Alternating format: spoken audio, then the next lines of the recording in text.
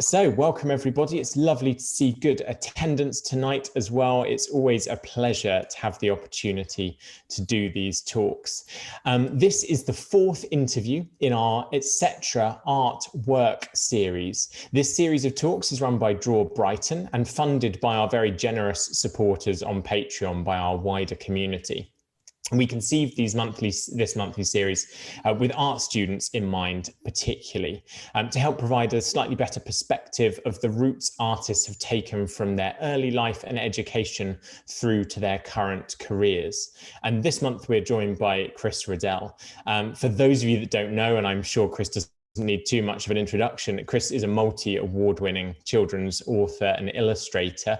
He's also a political cartoonist, and writes and illustrates a wide range of different literature. He's won 3 Kate Greenaway medals I've researched the other day, Chris. It's very, very impressive, as well as receiving an OBE, and was previously Children's Laureate. Many of the younger supporters at Draw and many of our younger life drawing students have really had you at the sort of center of their young learning lives, because I think your writing, your drawing has really been quite prevalent for them. For me, actually, it was my little brother that got me into your work, Chris. And it is such a privilege to have you here today. So to everybody that's watching tonight and on our recording later on, welcome, Chris Riddell. It's a real pleasure to have you. Thank you for joining us. Jake, thank you. And it's lovely to sort of be here, even sort of in this virtual space. It makes me, and just chatting before we started to live stream, I was so full of nostalgia, and it's something I think so many of us are feeling, nostalgia for that life drawing experience where one could get together with fellow artists and sit and draw the figure. It's a wonderful thing to do for any artist, I think, is to clear one's mind and just, address what you can see visually in front of you and commit that to paper. I'm an illustrator, Jake, so it's my sort of default position in a sense is to respond to words on a page. And that gives me, the context. And yet in the life room itself is the context. So one can just sit and sort of draw from life. The rest of the time, I'm drawing from my imagination, and quite often without reference. And I've just been sort of drawing this character because this is one of my sort of early memories, and I'd just like to talk a little bit about, I suppose, my career and how I got started. And when I was, I think, about sort of 5 or 6, I first encountered Alice in Wonderland with the amazing illustrations by John Tenniel. And I was instantly captivated, and particularly by the drawing, which I think in my edition was the frontispiece, which was the first sighting of the White Rabbit. Alice spots this white rabbit when she's on a picnic on the banks of the Thames, and a white rabbit in a waistcoat comes past and mutters the immortal lines, I'm late for a very important date, and disappears down the rabbit hole. And I used to copy the Tenniel illustration in my copy of the novel endlessly, to try and figure out how Tenniel had managed to get so much sort of character into this figure. And things like the way that sort of the shading worked, and the way that the difference between the whites and the blacks, and the sort of the balance almost of the picture, how that worked. And I was very young actually at the time to sort of be doing this. And in fact, it was more just the fun of copying. And I often say to students who ask, never be afraid to copy. It's one of the great ways to sort of analyze something visual is to sit and sort of work out how something is pieced together. But I would say also that when you come to create your own work, there's a very good thing is to sort of take the copy and put it away and address the blank page and start to work from that. And so I spent a lot of my time, I think, sort of copying illustrations I enjoyed and various sort of, I loved E.H. Shepard, Winnie the Pooh. I loved the illustrations in Narnia by the wonderful Pauline Baynes. And in fact, I remember, you know, as a young illustrator going to a publishing party at Lord Leighton's house in Holland Park, this amazing, fantastical feat of interior design, and wandering up this big staircase towards the room where the party was taking place, and encountering Pauline Baynes coming down the staircase. Very shy woman, and she was leaving the party. And I'm afraid I recognized her, which instantly, and had a fan moment and rushed up to her and told her how much I loved her illustrations to Narnia and how I loved her map of Mordor from Lord of the Rings. And she was very sweet. She looked completely taken aback and fled. And yet the encounter was a very special one, and I rather loved that. I loved art at school, and I was taught by a wonderful sort of artist called Jack Johnson, who had taken to schoolmastering because as an artist, you know, he had been part of the sort of Camden Road School in the sort of early 50s, and had a few paintings in exhibitions and things. In fact, in Hove Museum, they actually have a Jack Johnson painting in their collection. But of course, it didn't pay very much. And so he'd taken to sort of schoolmastering. And Jack was a wonderful sort of insouciant schoolmaster, because he would just sort of put the kettle on, sit down, have a cup of tea, and tell us we could just, you know, amuse ourselves in the art room. And of course, a lot of kids just sort of, you know, mucked about and whatever, but there were a few of us who just loved that, and he always spotted us, and we would be invited to sort of stay on and you know, take tea with Jack after the lessons, and just talk about art. And he would show us sketches and drawings and things he had done, and he taught me to draw in a very formal way, you know, the thing where you measure with your thumb, and you set out your sort of the page. I still think of Jack every time I sit down and life draw. You know, he is my sort of default sort of position. And so very early on, I and this isn't a drawing of Jack, by the way, but Jack sort of said to me one day, I was talking to him, I was on one of these sort of fast track sort of groups to go off to a fine university and study something academic. And I remember at the time thinking, you know, I was quite academic, but I remember thinking, what I really love doing is drawing. Do I really want to go somewhere very grand and study English literature or history, or, you know? And I was talking to Jack about this, and he said, you know, you should go to art school. And I said, can I? And he said, well, I don't see why not. And I thought, but the headmaster will be very disappointed, because art just wasn't a credible subject at my school. You know, you were meant to do academic things, and art was for remedial sort of pupils. I said to Jack, do you think I can? He said, yes, why not? Go and apply. And I went off, and I was down to go to a couple of universities in my sort of UCAS form. And instead, I went and applied to Epsom School of Art and Design. And they said, do you have a grant? And I said, yes, it's all approved. They said, well, welcome, come along. And so I went and did a foundation course at Epsom School of Art and Design in Surrey. And it was a revelation. I went from a rather stuffy grammar school in London to this amazing bohemian place called Epsom. And I studied on foundation there. and just had the most brilliant time. Once I had learned not to call the tutor sir, which was a bit awkward, you know. So yes, I thought, right, I'm an art student. This is wonderful. And then it came time to apply to other places for a degree. And I realized that what I was really drawn to was illustration. And so I looked and I thought, I know, just down the road is Kingston Art School. You know, it seems to have a very good reputation. I said to my foundation tutor, I'm thinking of applying to Kingston. He said, don't do that.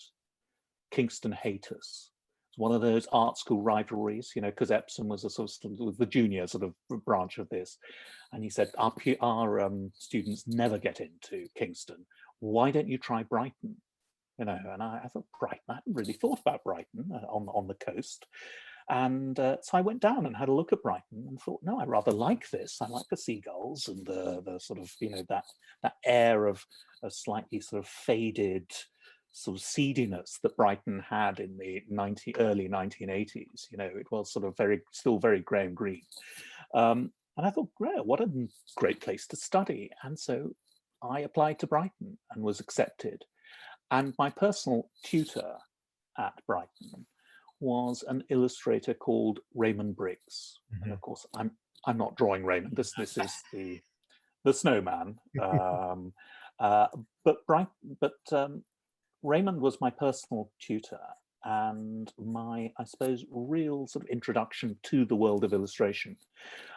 He had a wonderful way of teaching, which it's something that isn't always done. I had been to Epsom School of Art and Design where they had a drill sergeant approach to teaching, which is still valid, you know, where they want to break you down in order to build you up. I think it's called murdering your darlings. You know, don't get too comfortable in certain, you know, explore. And these are all very good things to do. But Raymond was very different. He didn't want to break you down in order to build you up. He wanted to affirm. And so what he would do, I'd go into our weekly tutorials and I'd show him some work. And he would just sort of look at it and he would mention the technique and how I was working and ask me a few questions about it. And then he would just say, marvelous, marvelous. And I would swell with pride. It was this wonderful sort of Raymond Briggs is saying I'm marvelous. And I just loved this. And so, of course, I'd go away and do more and more, you know, because Raymond Briggs had said I was marvelous. You know, I was sort of absolutely energized by that. And I remember coming along to a tutorial with Raymond slightly early, and there was someone in another year who was showing him stuff. And I just heard Raymond distinctly say, as I stood outside waiting for my turn, I just distinctly heard him saying to the student, marvelous, marvelous. And I thought, what are the chances that there are two students who are as marvelous as that? You know, this is very, so I just thought, no, that's fine. As long as Raymond Briggs says I'm marvelous, it doesn't matter how many other people are marvelous here, you know, I'm still encouraged. And so he did that. And I think he was so loved by the students in Brighton that he taught. And Raymond is now very, very elderly. And I've rather sort of feared, as we all sort of fear for the vulnerable members of our society during this pandemic. You know, it must have been very difficult. I haven't been able to see Raymond for over a year now, and I don't think he's drawing anymore. But I'm really hoping, you know, that I might see him soon. And I left Brighton Art School with Raymond's endorsement ringing in my ears. It was wonderful.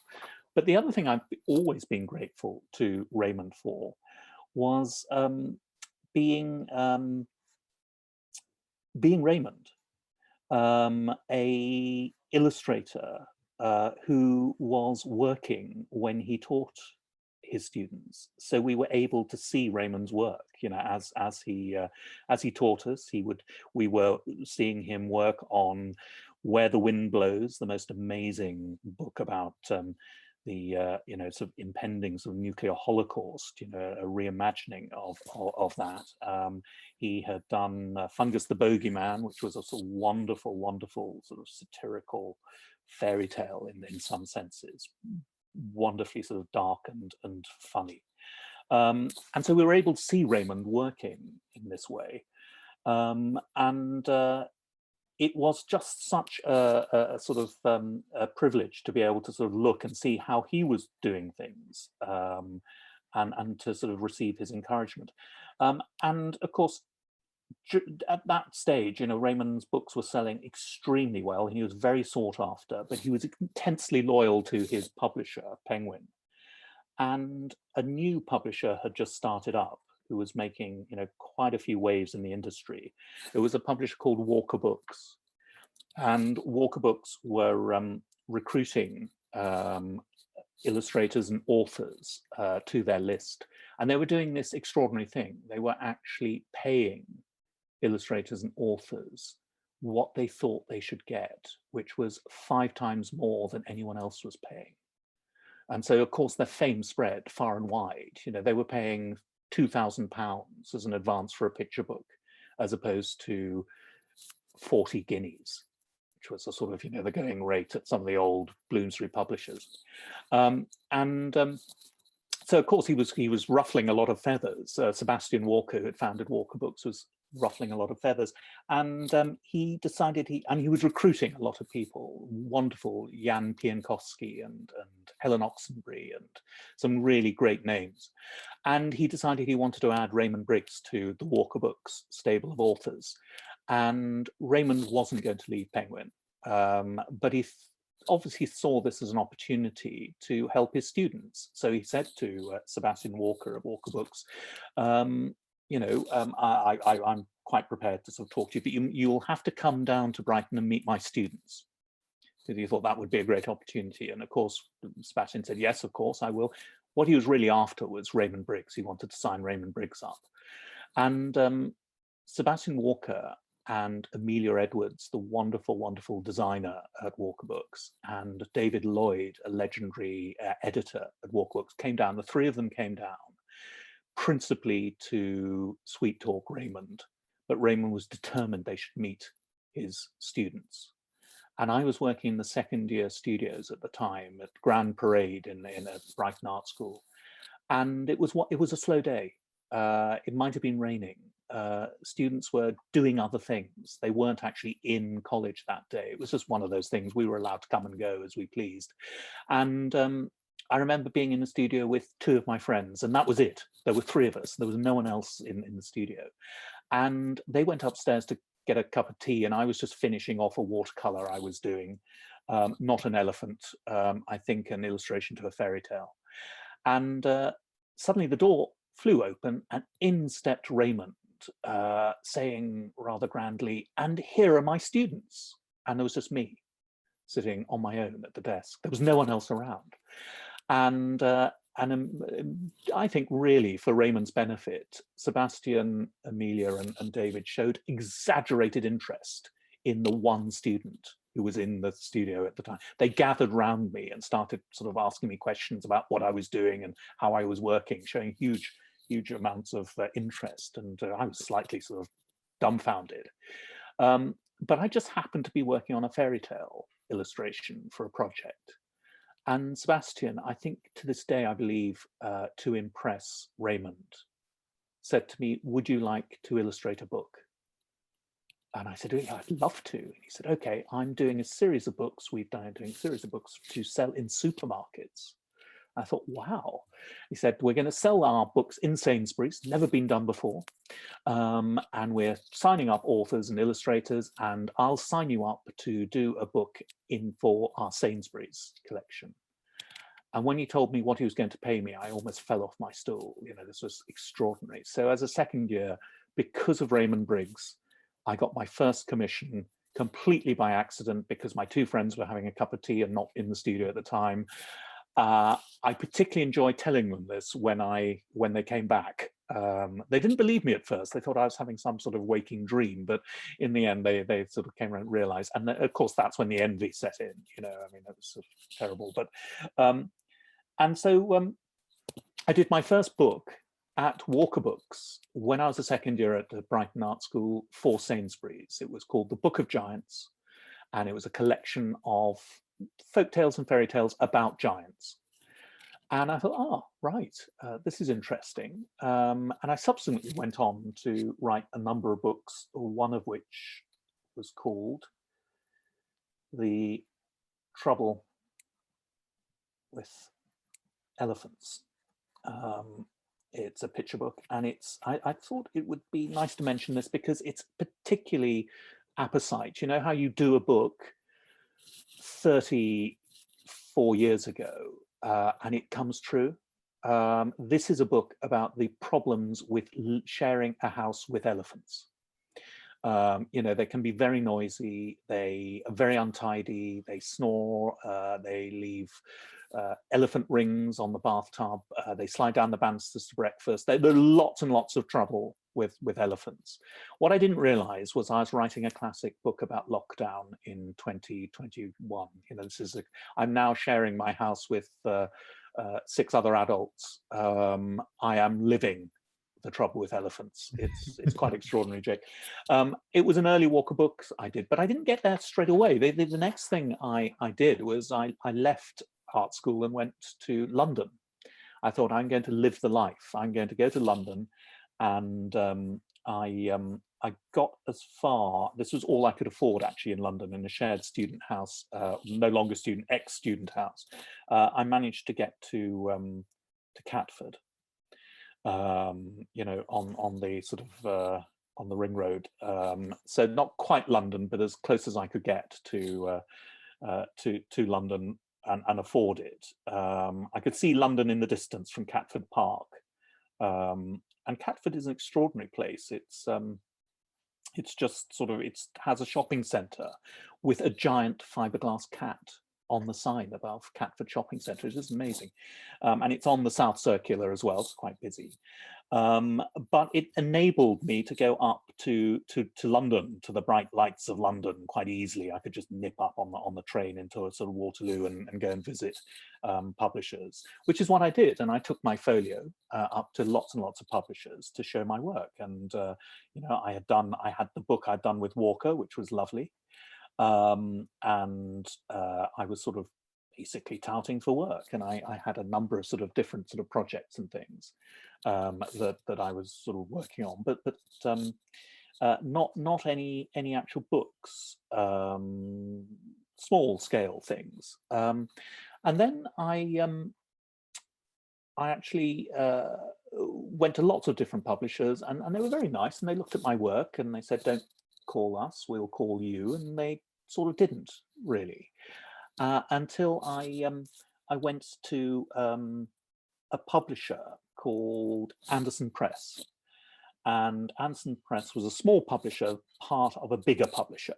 You know, so it was a sort of almost a, you know, a 2-3 man operation. But the head man at Anderson Press was an amazing, redoubtable figure called Klaus Pfluger. And I remember, the thing I remember sort of most distinctly about Klaus was his wonderfully expressive eyebrows, which you know, were sort of wonderfully big and bushy. In fact, I think I'm actually sporting a pair of Klaus Pfluger eyebrows at the moment, Jake, with sort of, you know, lockdown haircuts and that sort of thing. You know, I'm at that age where my eyebrows are sort of growing, you know, exponentially. Yeah, yeah, but at the time, you know, I remember being fascinated by Klaus's famous eyebrows, and Klaus, I mentioned him because he was again a very pivotal, like Sebastian, a very pivotal figure in my early career, because Klaus looked at the work I was showing him, and he said what many of the other publishers have said. He said, you know, this is perfectly fine. You know, I quite like what you're doing, but then he said, do you have any stories of your own, you know, stories that you've written? And at the time, I hadn't even thought of such a thing. You know, I felt I really want, you know, I was an illustrator, you know, it would be almost sort of, you know, impudent to sort of write my own work. You know, I wanted to illustrate Alice in Wonderland or the Chronicles of Narnia. And I'd never thought about writing. But because Klaus had asked me, and I was a little bit nervous and I didn't want to disappoint him, I told a little white lie, and I said, well, I have written a story. I hadn't, but I said, I've written a story. I haven't got it with me though. I've left it at home. And Klaus said to me, I want to read this story of yours, bring it in tomorrow. And I remember at the time having a blind panic, thinking, well, this is obviously an in, a way to sort of, show my work. But I hadn't written this story. I just blanked it, So I said to Klaus, okay, I found myself agreeing to come back the next day and show him this story that I hadn't written. And I left thinking, right, now I've either got to leave Catford and go into hiding so that Klaus can never find me, or I've got to write a story. And so I sat down and I wrote a story, quite a simple story, just based on a childhood sort of memory, which I think is quite common, of being spooked by the idea of a monster maybe sort of being under the bed. And I thought I'll write a reassuring story about a really nice monster that lives under a little boy's bed, so if you read this at bedtime, you'll be reassured rather than sort of worried about monsters. So it was one in that great tradition of cuddly monsters. And I wrote this story in a blind panic after seeing Klaus, and I brought it in the next day and showed it to him, and he looked at it and he said, this story's perfectly fine. We will publish it. And I remember again having another sort of moment of being completely floored, thinking, really, is that it? Is it as simple as that? Of course it wasn't, because then, I had to turn this story, Mr. Underbed, into a sort of understandable and well-paced sort of narrative. But of course there were people to help me, called editors, who could sort of work with me, and that was a great revelation in a sense, that sort of what is at an absolute premium, I think, is ideas. We live in this, as an illustrator and a writer, we live in a business about ideas, and finding ideas is one of the principal things that we do. And there are lots of people to help us in that journey. But we've got to come up with those ideas in order to have something to work with. We can't sort of just wait for people to come along and tell us we're marvelous and then sort of work flows. We've got to go out and actually create our own weather, I think, in that sense. And I've got Klaus to thank for that, for asking me that question of sort of, do you have any of your own stories? I didn't realize, but I did. And so I went on to write, and the next book I wrote was for Walker Books, and again a picture book. And a little while later I wrote The Trouble with Elephants, which way back when actually was quite successful, which meant I could do more books. And I spent most of the, I think, late 80s into the early 90s writing and illustrating picture books. And it was lovely, and I really enjoyed it. I did other things as well, in the art world. I did a lot of educational publishing. In fact, I went for a little while, about sort of 6 months, I went to New York and lived in a loft in New York because I met a Danish illustrator whose son was subletting a loft in New York, and I always fancied going. So I went with my then girlfriend, who is now my wife, to New York for 6 months, subletting this loft. But I financed it by working for Oxford University Press in this country on a series of incredibly tedious educational books. That paid reasonably well by the yard. You had to just do endless drawings of 25 different people on a London bus, all reading newspapers with legible headlines, going past a shop that had another 25 people, all recognizable, buying things that could usefully expand vocabulary if used in an educational book. It was those sort of projects, but really good, because it paid money and it allowed me to live in New York for a while, which was great fun, and meet interesting people like a pre-Simpsons Matt Groening, and various sort of wonderful underground cartoonists, and so it was a lovely thing. And then I remember Joe and I being completely freaked out when a cartoonist friend told us that he and his partner were having a child, but they were having to save up to have a child because it was so expensive with the American healthcare system. And Joe and I looked at each other thinking, we will never, ever be able to afford a family. Let's go back to the UK. So we left to come back to the UK, and ended up back in Brighton, where we had both been students, and we've really been here ever since. But it is that sort of notion of actually just sort of working wherever one can, on whatever you do, not waiting, I think, for people to come and commission you, but to just get on. Of course, it's a real pleasure to then actually be asked by writers to work with them. And I've had the opportunity to work with some wonderful, wonderful writers. And I just thought I would show you this book, which is by the wonderful Neil Gaiman, and it's a picture book in some senses, but it's also a sort of very, very short chapter. It's not a chapter book, doesn't have chapters, but it's a slightly longer narrative. It's entirely in black and white, which is something I enjoy working with, but it's got a second color. Can you see the second color is gold, which I think lends it a certain medieval manuscript quality. It's lovely as an object. It is, and I think books as objects, I think, are sort of what I think I principally love about a book. I think it's a sort of stage. It's a way in which you can actually sort of interact with these amazing things called stories. And this story, The Sleeper and the Spindle, was in a collection Neil had done of his short fiction, and I remember sort of reading this collection of short stories Neil had done, and The Sleeper and the Spindle intrigued me, and I thought, that's a really nice story, but it seems almost too hidden in this unillustrated anthology of short writings. And I suggested that we could turn it into a book, and Neil agreed. Because I'd worked with him on a few other sort of things, and he agreed. So we took essentially a very short story and turned it into, I think they're about sort of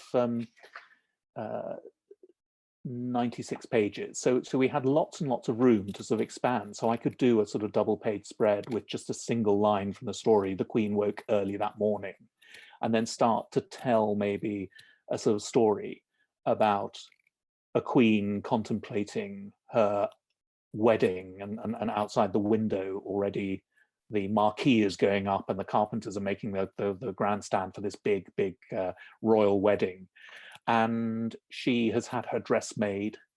It's all ready to sort of put on, and she's sitting in her bed, but she is an intrepid adventuress, and here are her sort of her work clothes, as it were, from when she was a questing princess going on adventures, and this is her future she's contemplating, and she's got a feeling that actually once she marries, the carpenters are putting up the building, that'll be it until her old friends, who are the remaining 3 of the 7 dwarves, come back to see the Queen, Snow White, and tell her of an extraordinary discovery they've made and a quest that they feel is worth going on.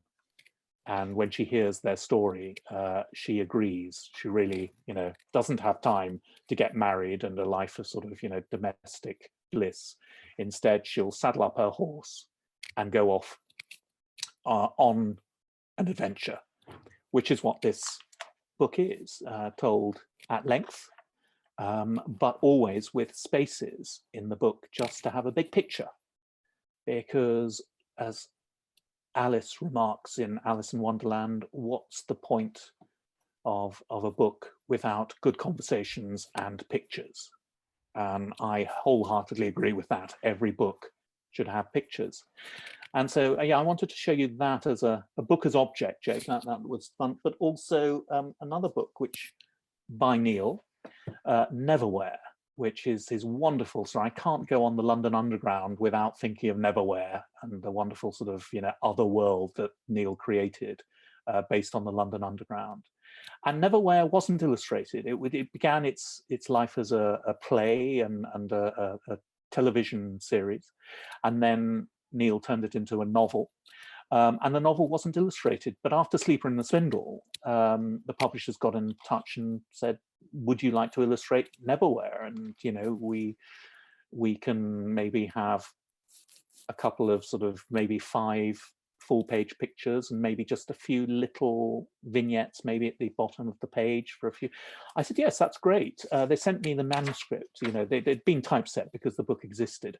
And I looked at it and I started drawing on the type set pages and just creating sort of, I was thinking, look, it's an introduction to this text. Look, there's all this room where I can just sort of pretend there's a drawing underneath the page. So I drew on the actual pages of the text they had sent me, just to see how it would look, and realize there are all these spaces within the text. And you sometimes see academics, you know, and textbooks where people have made notes in pencil in the margins, you know, throughout a book, and that's considered very, you know, sort of, it's a good sort of academic thing to do. It's your copy of the book and you make notes. What you don't see as often are sort of books that have just been illustrated despite themselves, where an illustrator has just taken a book and just drawn on the printed pages. And I think all illustrators should make it their business to find books with no illustrations in them and draw on the books themselves and introduce the illustrations into the page, even when they're not meant to be there. And I came back to the publisher and I said, you know, you asked me to do a few full page illustrations and a few vignettes. I'm afraid I got a little overexcited and I've drawn right the way through the book on all those pages you said there wouldn't be any illustrations on. And to their unending sort of credit, they said, oh, that's fine, we'll make it work, they said, and took away this great sort of sheath of papers I'd had and turned it into this illustrated book with lots and lots of illustrations. And so I think illustrations can be transformative in the pages of a book, as long as they're not too insistent, I would say, in a sense. There's always got to be a balance, a weight between how pictures work on a page and how the words work on a page, even and particularly with longer fiction. It's a balancing act all the time. But it's something I think that graphic novelists understand extremely well, but it's not done as much as I would like in longer form fiction. When you're working with a writer with such a strong vision as Neil Gaiman as well, is there a lot of back and forth with him as writer as well as with the publishers? No, there isn't. Not with Neil, because Neil gives you the text and his job is done. He's written the book and he leaves it up to his illustrators to really bring their own view to the work. And he only ever gave me one visual note, and that was because I had turned one of his vampire figures albino. He said, no, he has to have black hair. And I said, well, fair enough. I was rather, you know, pushing the boundaries there. So no, it's entirely my vision, which is lovely. So it's a great permission, in a sense, working with a writer like Neil, that he doesn't give you lots and lots of sort of visual cues, but allows you to bring your own approach to it, which I think is a sort of key to a good relationship. I mentioned, Jacob, you know, the quote in Alice's Adventures in Wonderland, you know, what's the point of a book without good conversations and pictures in it? And Alice in Wonderland is key in point. Now, this is the edition I did just before lockdown, and I've just finished illustrating Through the Looking Glass and What Alice Found There, the sequel to Wonderland, during lockdown. And so it'll always be a sort of very special book for me, because it'll remind me of these weird Wonderland and Looking Glass times we live in. And I just wanted to show you just a few of these illustrations, because this is another thing that as an illustrator can happen. You are sort of invited to illustrate something that is sort of very well known and accepted, and in this case has illustrations sort of entered the sort of the psyche, which are the Tenniel illustrations. And they said to me, would you do a version of Wonderland? And I thought, my goodness, I can either run a mile from this and just be completely overawed by it, or I can sort of try and just put everything aside and just approach it the way I would approach, say, a Neil Gaiman book. And the thing I often enjoy doing is starting a sort of project with a map. You know, in a sense, a map can often sort of lay out in the world, as it were, that you're about to enter, particularly if it's a fantastical invented world. You can sort of make sense of it almost on the page. And so I try to make sense of the world of Wonderland, which is episodic, and there are lots of different places, but Alice travels through this world, so it obviously has a geography.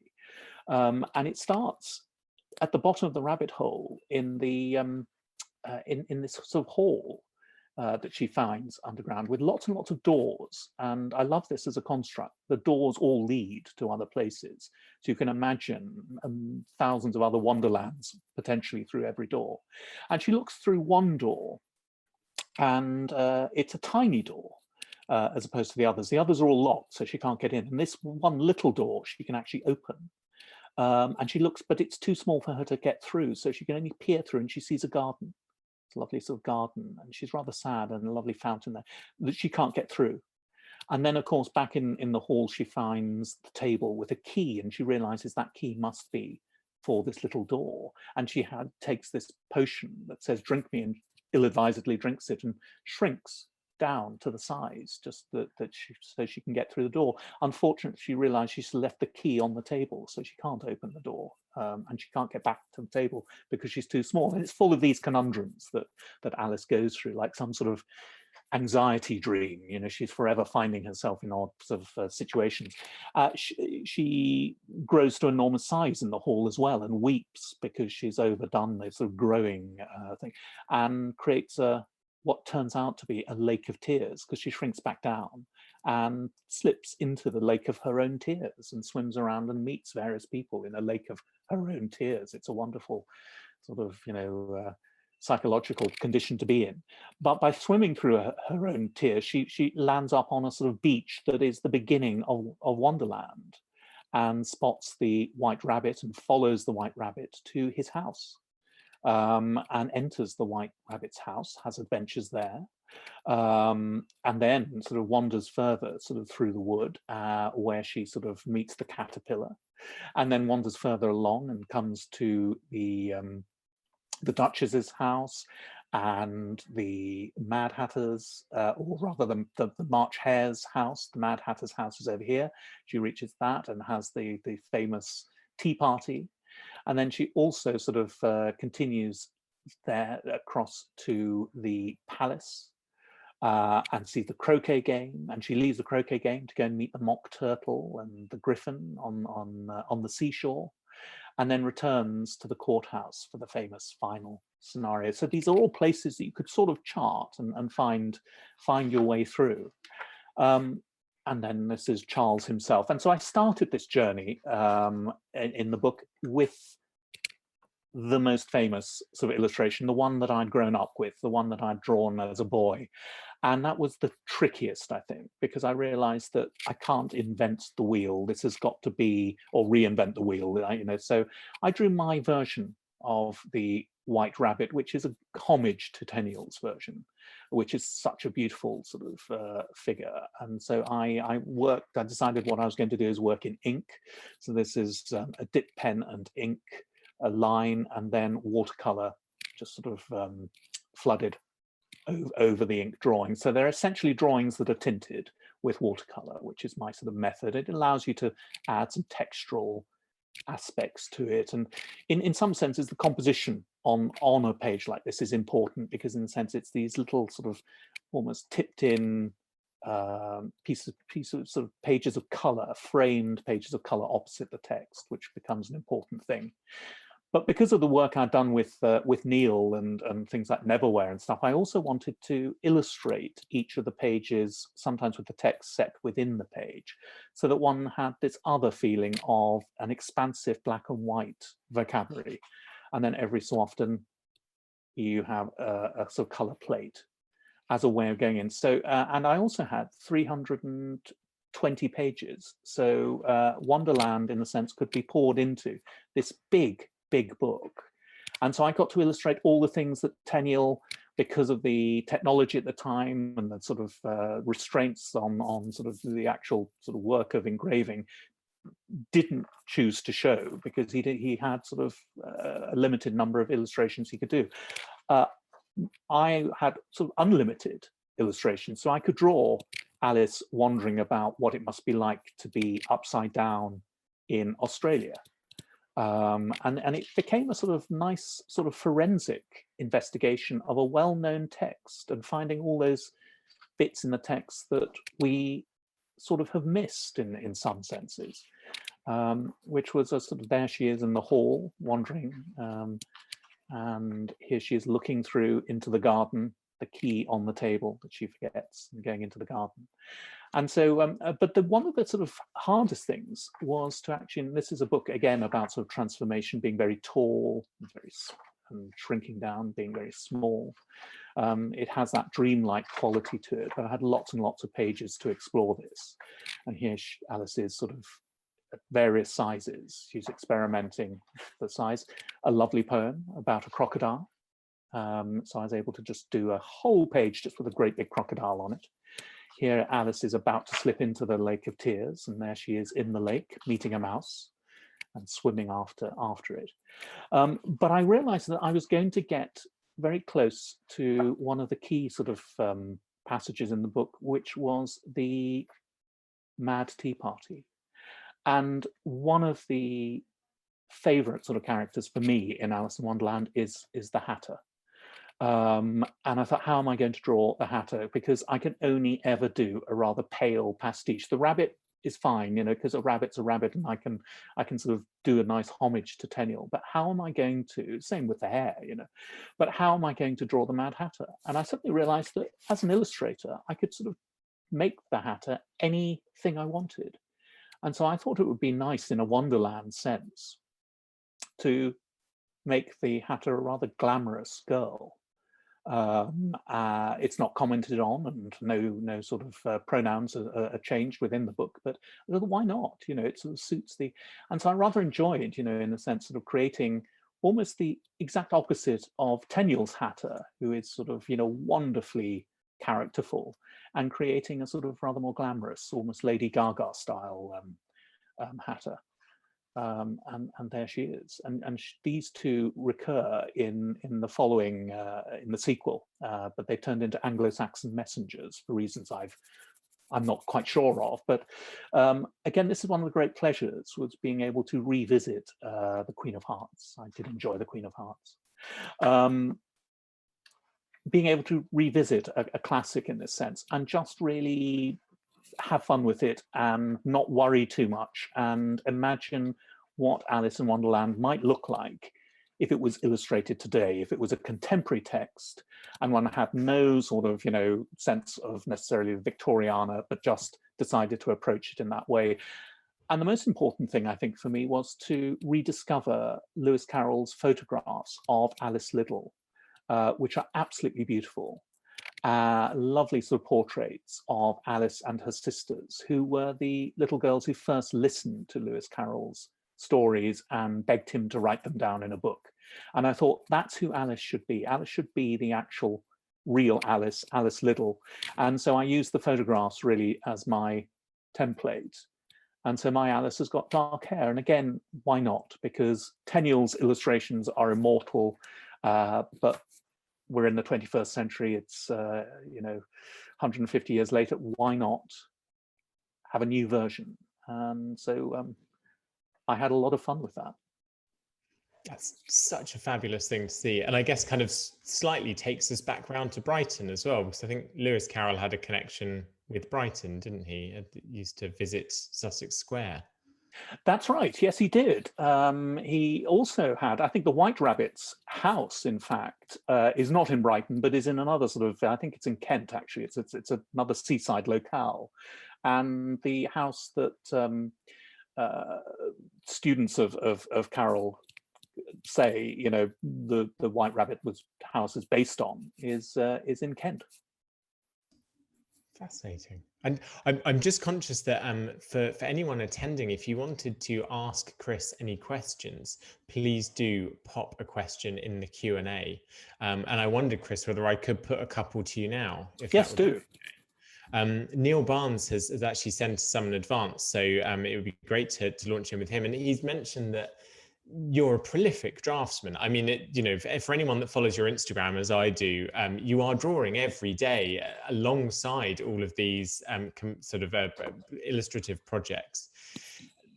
I mean, are you making many drawings a day? Is it just an illusion of Instagram, or are you really drawing on loo rolls in your every free moment? Well, it's funny, actually, Jake. Yes and no, because the wonderful thing, and I'm just going to sort of leaf through one of my sketchbooks, because I have many of these, and they're really spaces where I'm not illustrating in these spaces. I'm just taking a line for a walk. This is sort of me, this is downtime. And I find drawing relaxing.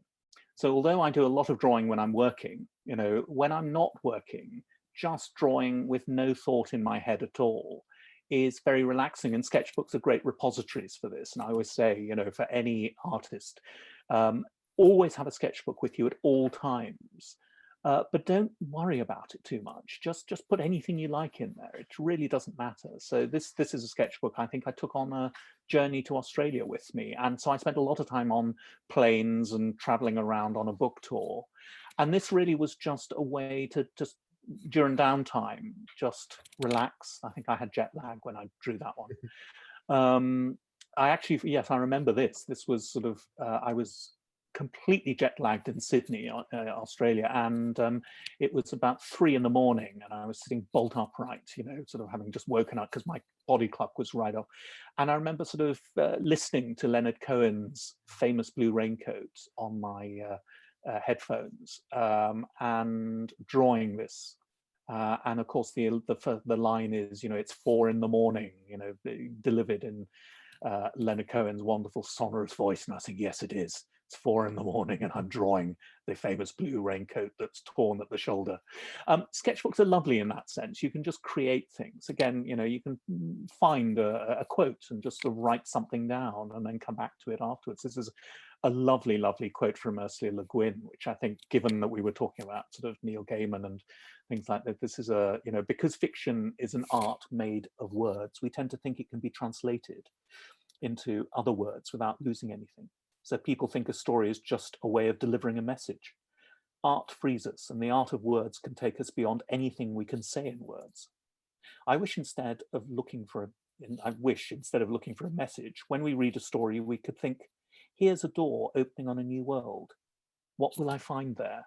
I love that. Again, that's a writer, but I think writing with a very illustrated sensibility in some sense. And books, including sketchbooks, are doors that we can open and enter other worlds in. So yes, I draw all the time, but also I've realized that Instagram is this amazing sort of message board. It's not necessarily a place I want to go to deliver sort of diatribes about things, but it is a place I can just sort of post up a little drawing like this, a fondled hawk lump. It's a Potter reference. I don't expect you to know this, Jake, but that's Slobby, the house elf. But it's by sort of just posting up these sort of things that one has in sketchbooks, it does look as if you're doing a lot of work, and in fact, it's not. It's just we've been in lockdown. I've had lots and lots of time to draw for no reason at all, and it's fun. And what happens, I think, is when you draw endlessly, you start to forget self-consciousness. You start to forget a sort of, oh, I should be doing this in this way or that way. And you just, I think, start to find this thing that so many artists are always looking for, which is a style. You start to, I don't think you should consciously go in search of a style, certainly as an illustrator.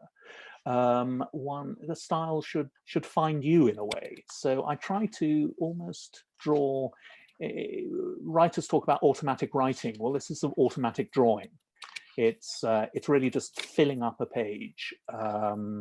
Sometimes, from observation, one is presented with just a lovely sort of round head. You think, I must draw that and you can sort of do a little sketch of it.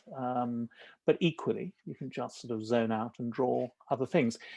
I wonder, though, sometimes, Jake, when I just casually flick through a book like this, what this tells a psychologist of my underlying mental state. They could probably read this the way they can read handwriting and tell me I'm suffering from all sorts of psychological disorders. Who knows? But I think it's a wonderfully therapeutic thing to do. Absolutely.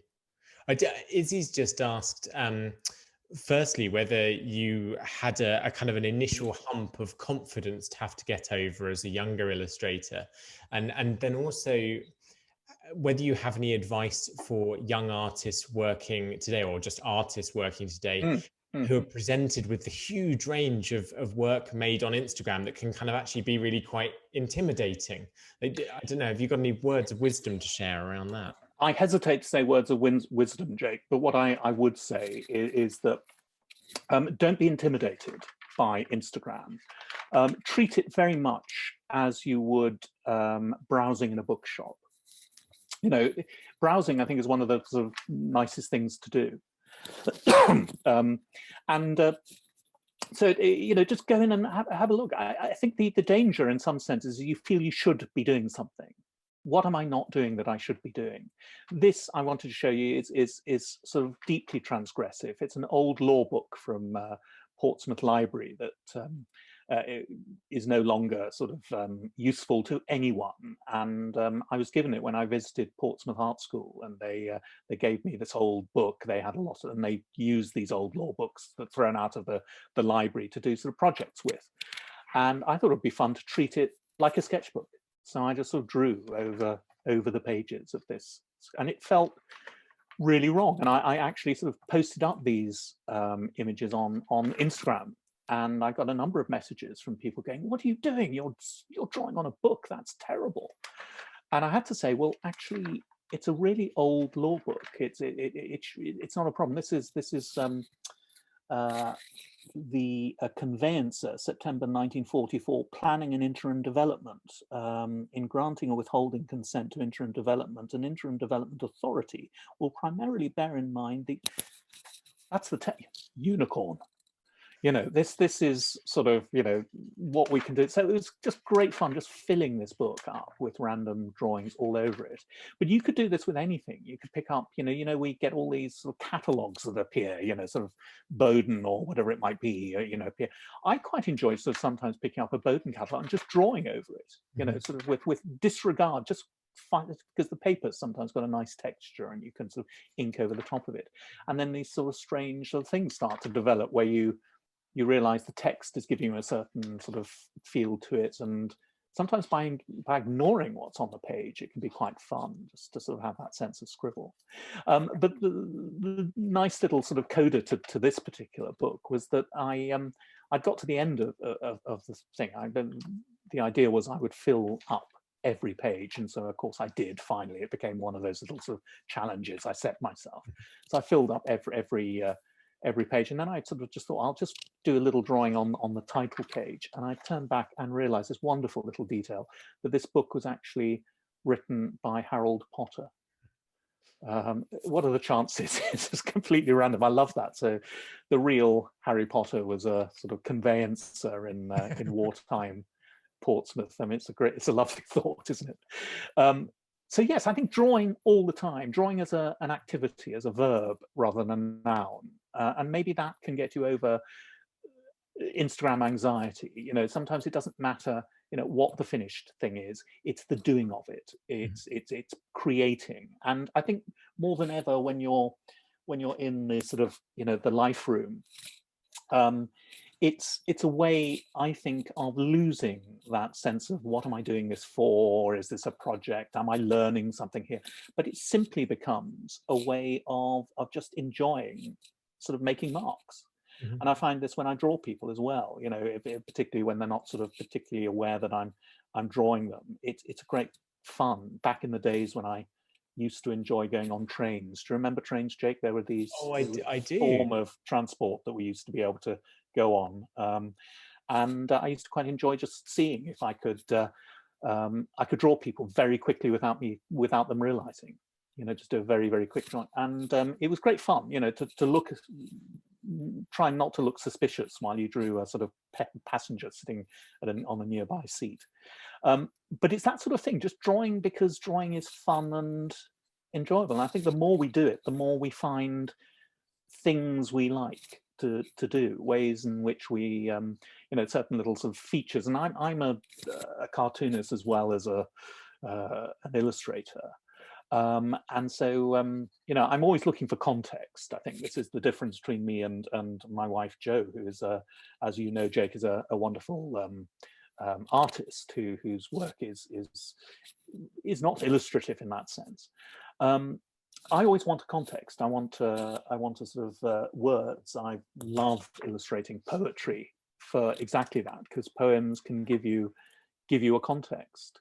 Talking of Leonard Cohen, this is wonderful. This is, Leonard Cohen was a poet, he as well as a singer, and his lyrics stand up beautifully as poetry. This is the Sisters of Mercy, which is a wonderful one of his wonderful elliptical, mysterious lyrics sung in his inimitable style.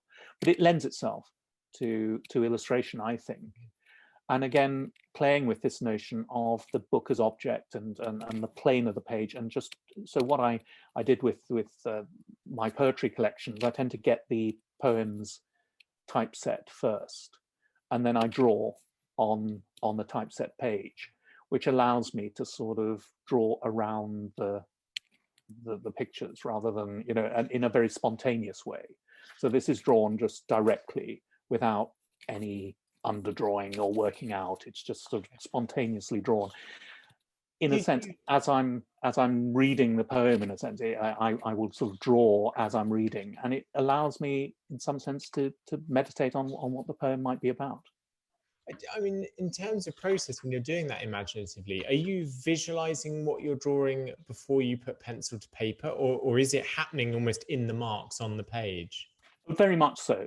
She walks in beauty like the night. It is a sort of paean by Byron to a sort of beautiful, sort of pale-faced young woman, and he's likening her beauty to the sort of beauty of a moonlit night. And there is, so I started really making these sort of marks, and I thought this is sort of flowing hair, and so that became something. And so the composition, in a sense, followed the marks I was making as I go. Now, I draw all the time, Jake, so in some senses, if this went wrong, that wouldn't matter. I could just throw it away, print this out again and just draw it again. But I think once you stop trying to control it too much, it sort of develops its own organic feel. And so the composition doesn't have to be totally resolved. It just needs to live on the page.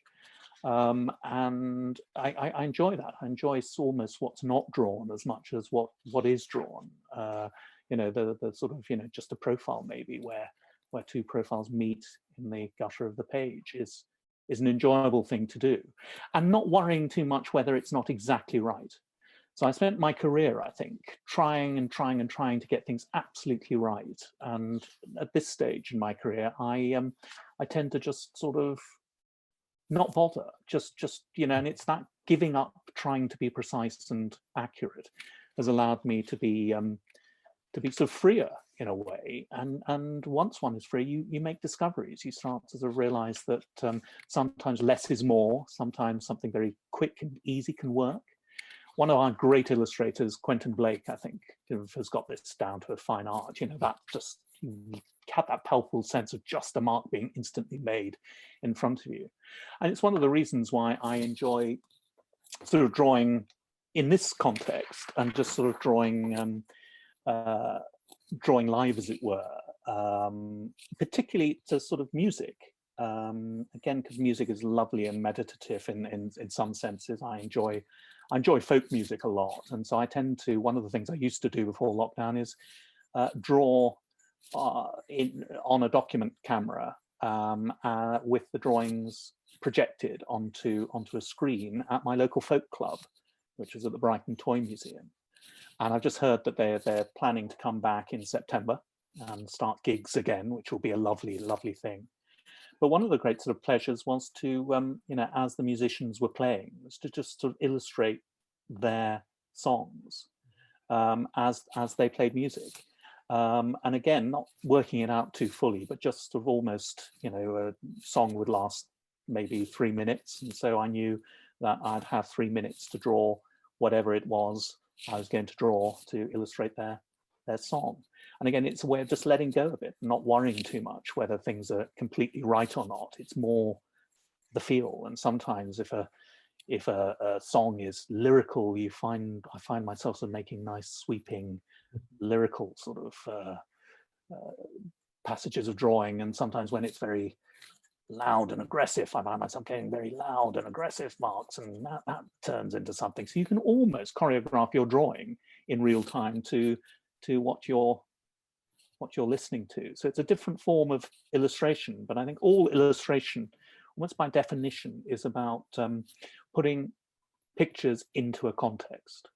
And that context often is books, but it could equally be posters, it can equally be old law books, or it can be the side of a wall, or you know, there are lots of places where you can actually place images that give those images a context. And in this case, having music being played as you draw gives the drawing a context. It's absolutely fantastic to hear. I'm really conscious that we're taking some of your evening and you've probably got dinner on its way. So I'm going to draw things to a close here, because otherwise we'll have you talking into the night and we'll be back on the famous blue raincoat again. But Chris, this has been such an illuminating talk. It's been wonderful to hear you talk, but also to watch you draw as well. So thank you so much. Oh, here I am, Jake, in my underground lair. It's yes, that's the document camera you see going on. So I've got this sort of ghostly lighting. There's a certain sort of, I don't know whether it's Bond villain or I don't know, someone in sort of isolation, you know, one of these sort of people who've lived in a bunker for sort of 25 years. I was just saying to you before we began that one of the curious things for me, I work at the bottom of my garden here in Brighton. I have a studio at the bottom of the garden, which is, as a freelancer, one of our great sort of pleasures. But I've suddenly realized that, you know, I used to feel very proud of myself on a Wednesday afternoon, sitting in my studio in splendid isolation, drawing away, thinking, how lucky am I? You see, people are out there having to do proper things. You know, they're having to work, whereas I'm allowed to sit here in splendid isolation, drawing away. And one of the things about lockdown is I've suddenly realized everyone else has joined me in lockdown. I don't feel special anymore. I know. And now I'm desperate to get out and see people. Well, I just hope they're all locking themselves away and drawing to music in their sheds. I mean, that would be a lovely idea. So many things need to change, don't they, Jake? Maybe that could be, maybe more drawing and more events with music and poetry and drawing would be lovely. And of course, life drawing. Let's get back to the life studio. I think that's how we should return, bringing those things back as soon as we can safely. Well, it's been just wonderful, Chris. Thank you so much. For everyone that's attended, thank you everyone for coming. And I'm sorry I didn't get to everybody's questions, but we are going to have a little informal pub trip for attendees.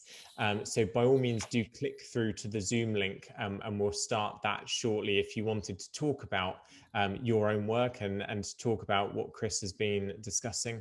Otherwise, these are going to be recorded and put up on our YouTube afterwards, because I'm certainly going to want to rewatch some of this, partly to kind of pinch some of your lovely marks as well in there, Chris, to borrow from your visual language as you did from Tenniel's. I think that's a wonderful baton to be handing on. Thank you so much for joining us, and I hope your third lockdown is as productive as your first seems to have been. Well, certainly, Jake. I'm currently illustrating the Arthurian legends, so the entire sort of, you know, legend of King Arthur. Another great big beast of a book. The 340 pages, every page illustrated in color. So medieval knights. I've been watching that movie, The Dig, brushing up on my sort of Dark Ages armor. Fabulous. Well, we should leave you to that, although please do feel free to join us in the Zoom pub if you like, but you know, dinner allowing. I think I can smell dinner right now, actually, Jake. So. Well, it's been absolutely wonderful talking to you, and thank you so much for making the time. Yes, I hope you have a lovely evening and weekend, and thank you for your generosity. Jake, my pleasure, and hopefully see you very soon. See you soon. Thanks very much. Bye.